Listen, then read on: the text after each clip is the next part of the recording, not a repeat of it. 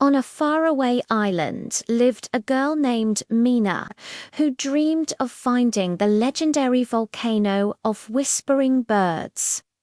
Legends said that inside lived strange, glowing birds who guarded a single magical feather.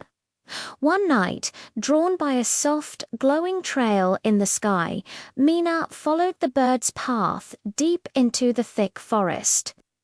After hours of climbing, she finally stood at the volcano's rim. But instead of fiery lava, she saw thousands of shining birds, flying in mesmerizing circles and singing a mysterious, beautiful song. As Mina stepped closer, the birds fluttered around her, gently lifting her into the air.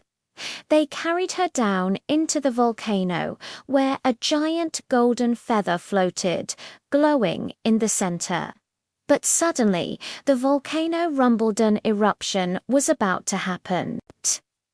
Mina quickly grabbed the feather, and the birds flew her out just seconds before the volcano burst into flames.